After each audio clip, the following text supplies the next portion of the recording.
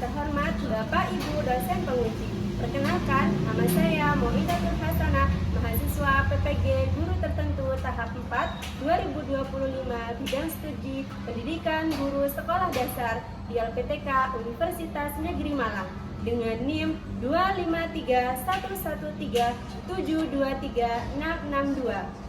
Pada kesempatan ini, saya akan melaksanakan kegiatan pembelajaran dalam rangka uji kinerja dengan materi unsur-unsur intrinsik dalam cerita di kelas 6 di Sekolah Dasar Islam Terpadu Al-Rahimi, Kecamatan Gondang Legi, Kabupaten Malang.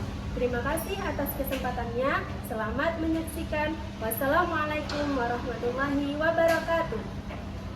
Assalamualaikum warahmatullahi wabarakatuh.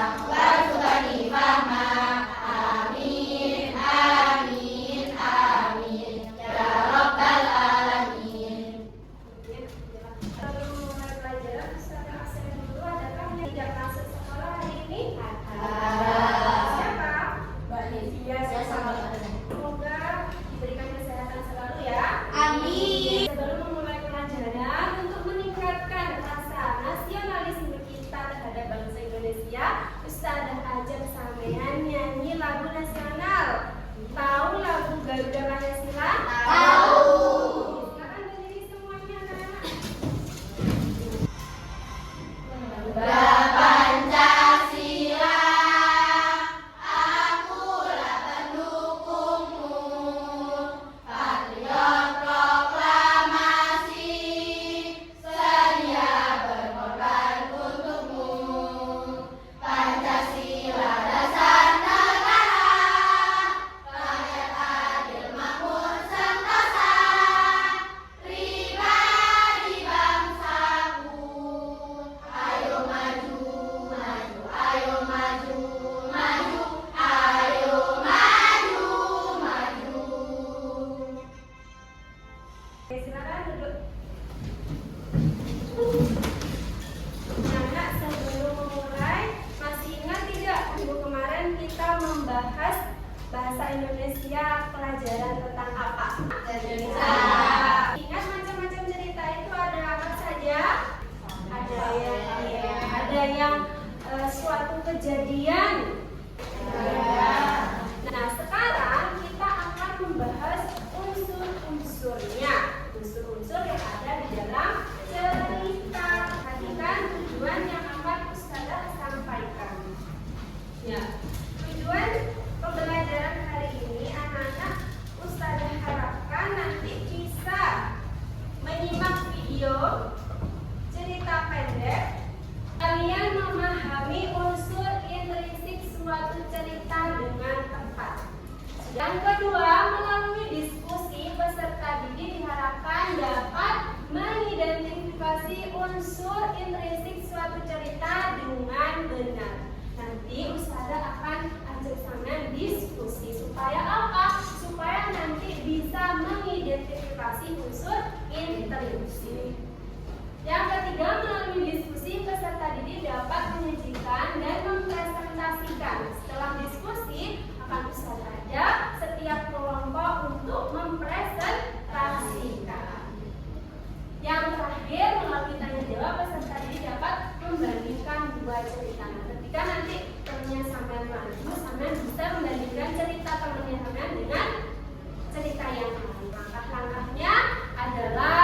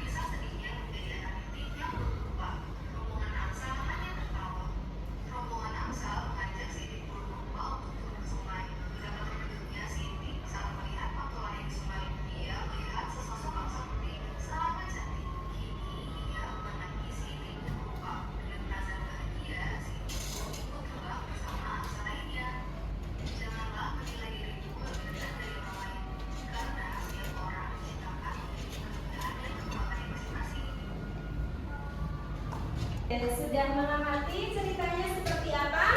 Sudah. Nah, kira-kira setelah mengamati cerita tersebut, Ustazah mau tanya, apa yang membuat cerita tersebut menarik? Kira-kira siapa yang bisa jawab? Kenapa kok ceritanya menarik? Karena itiknya dari jelek jadi cantik. Oh iya, karena dari awal itiknya jelek, terus jadi cantik. Nah, itu yang bikin menarik. Terus bagaimana tokoh dan peristiwa dalam cerita dapat membentuk pesan cerita? Kira-kira tokohnya seperti apa kok bisa menarik?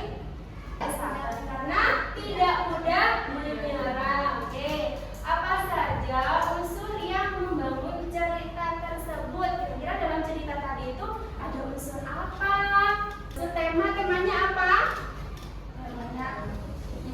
Titik belum lupa. Apa lagi? Tokohnya siapa? Itik. Ada lagi? Oke, masih ragu-ragu sepertinya ya.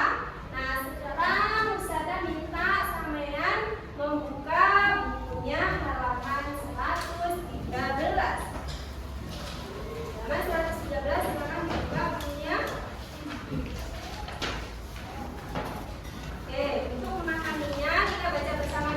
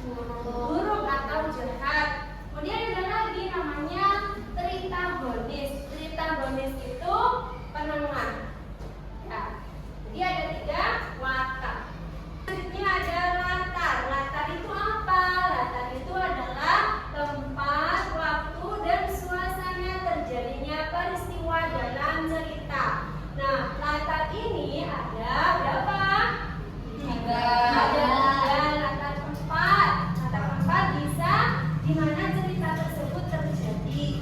Kemudian latar waktu, waktunya berarti kapan, ya, kapan peristiwa terjadi. Kemudian latar suasana, perasaan yang tercipta. Nah, seperti tegang, sedih, ceria, marah, ngantuk, seperti itu bisa suasana. Nah, jadi ada berapa latarnya? 3. Apa saja? Tempat waktu dan suasana. Itu adalah jalan cerita atau urutan peristiwa dari awal sampai akhir. Jadi kan kalau cerita itu pasti ada awalnya, pasti ada akhirnya. Nah, alur itu ada berapa? Ada 3. Coba dibaca. Alur maju, alur mundur, alur campuran. Ya, alur maju itu adalah peristiwa yang bergerak dari depan, dari awal sampai akhir. Alur mundur, cerita dimulai dari akhir lalu kembali ke masa lalu. Kemudian alur campuran, hubungan maju dan mundur. Sudut pandang itu adalah perspektif atau cara pengarang menyampaikan kisah kepada pembaca yang mempengaruhi bagaimana cerita dan pengalaman karakter disajikan. Nah, sudut pandang ini ada 2 macam, yaitu sudut pandang orang pertama. Ciri-cirinya itu adalah pakai kata aku, saya. Jadi kalau aku ceritanya sih pengarang sendiri, ya. Jadi aku atau saya itu disebut sudut pandang pertama. Dan ada lagi sudut pandang orang ketiga. Nah, ini ciri-cirinya pakai kata dia, ia, atau mereka. Jadi sudut pandangnya di sini ada 2. Sudut pandang pertama dan sudut pandang ketiga. Ya. Adalah amanat. Amanat itu juga disebut pesan. Ya. Pesan moral atau nasihat yang ingin disampaikan penulis kepada pembaca melalui sebuah karya sastra seperti cerita, novel, atau drama. Pesan ini bisa disampaikan secara langsung. Langsung itu artinya tersurat, jadi tertulis. Bisa juga tidak langsung atau tersirat, tidak tertulis. Nah, dan berfungsi sebagai pelajaran atau hikmah yang bisa diambil dari cerita tersebut. Ya, jadi amanat itu ada berapa? Ada 2. Yang tertulis sama yang tidak tertulis. Kalau yang tadi cerita yang di awal tadi, Itik Burung Rupa, kira-kira pesannya tertulis atau tidak? Tidak. Tertulis kan? Diomongin kan? Pesannya apa? Supaya tidak boleh malu, tidak memandang dirinya sendiri lemah. Gitu. Baik, sudah paham? Ada yang mau ditanyakan? Kalau tidak ada, Ustazah bentuk kalian kelompok. Kelompoknya sesuai ini akan Ustazah kasih LKPD. Nah, dalam LKPD-nya ini Ustazah jelaskan langkahnya ya. Jadi di kelompok ini ada 1, 2, 3, 4 kelompok, yang mana tiap kelompok akan mendapatkan cerita yang berbeda. Di sini ada cerita Danau Toba, ada cerita Timun Mas, ada cerita Maling Kundang, dan cerita Roro Jonggrang. Kenapa sih Ustazah kok harus berbeda? Ya, supaya nanti kalian setelah diskusi akan disuruh presentasi. Jadi ditunjuk dalam satu kelompoknya siapa yang bersedia presentasi. Setelah presentasi yang lain menyimak, harus bisa menanggapi dan menyimak, membandingkan ceritanya kalian dengan cerita temannya. Bisa? Pasti bisa.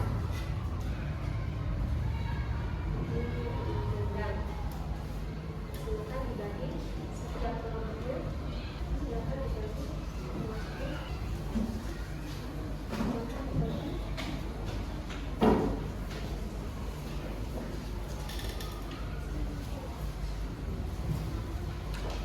Sudah mendapatkan KPD semuanya? Baik, Ustazah akan kasih waktu untuk berdiskusi. Silakan berdiskusi selama 10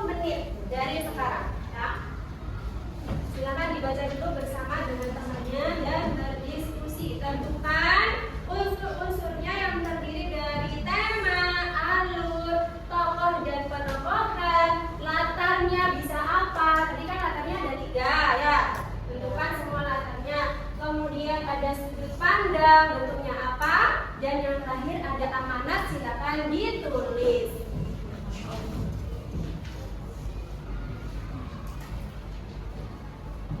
Waktunya sudah habis, silakan kelompok mana dulu yang siap kira-kira ya. Kelompok 1 diwakili 1 orang maju untuk mempresentasikan, kelompok lain menyimak. Dan kalau bisa dibandingkan dengan ceritanya sampean. Yang cerita paling mudah. Bertema tentang seorang anak yang berbakti kepada orang tuanya. Alurnya cerita ini beralur maju. Tokoh dan penokohan. Tokoh yang pertama adalah Mani Bunda. Penokohannya adalah durhaka dan tidak menghormati orang tuanya. Tokoh yang kedua yaitu ibu. Penokohannya penyabar dan bekerja keras. Latar tempat atau waktu. Latar tempat kampung nelayan di pesisir Sumatera. Waktu siang. Sudut pandang yang ketiga karena memakai kata iya, mereka dan lain-lain. Amanat atau pesan moral yang tidak dapat kita ambil. Kita harus selalu menghormati orang tua dan tidak boleh bersikap sombong. Kelompok 2, silakan kelompok 2 siapa yang mau maju? Silakan disimak dan dibandingkan. Cerita Timun Mas. Jelas, Salim. Cerita Timun Mas. Yang pertama tema. Tema dalam cerita tersebut adalah Timun Mas. Yang kedua alur. Alur pada cerita tersebut adalah alur maju. Alur maju adalah cerita yang berjalan dari awal sampai akhir secara teratur. Tokoh dan penokohan. Tokoh pada cerita tersebut yang pertama Mbok Sendiri. Penokohannya protagonis atau baik. Yang kedua raksasa. Penokohannya antagonis yaitu jahat. Timun Mas protagonis yaitu baik. Latar tempat adalah desa. Sudut pandang ketiga. Amanat atau pesan moral terus berjuang dan pantang menyerah. Oke, ada yang bisa membandingkan? Ada yang mau menambahkan dari kelompok lain? Kita Timun Mas alurnya sama atau tidak? Sama. Bagaimana alurnya? Maju. Tempatnya di desa ya. Cerita Timun Mas itu ada di desa. Apakah sama dengan kelompok 1? Tidak. Amanatnya atau pesan moralnya punya Ain gimana? Terus berjuang dan pantang menyerah. Nah, samakah dengan kelompok 1 tadi? Tidak.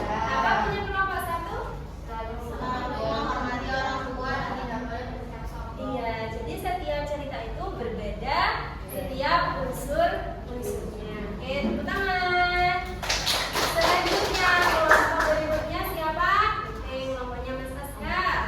Surat dan Samosir. Penokohannya malas. Latarnya lembah di Sumatera. Suasananya bahagia menjadi sedih. Sudut pandang orang ketiga. Pesan moral atau amanat tidak boleh mengingkari janji. Oke, dan asal muasal Danau Toba. Oke, silakan duduk. Kelompok yang terakhir, silakan maju. Jonggrang. Tema Roro Jonggrang yang dikutuk menjadi candi karena menipu Bandung Bondowoso. Alur maju karena menceritakan dari awal sampai akhir. Tokoh dan penokohan Roro Jonggrang, penakut dan curang dan pengecut. Bandung Bondowoso, tegas.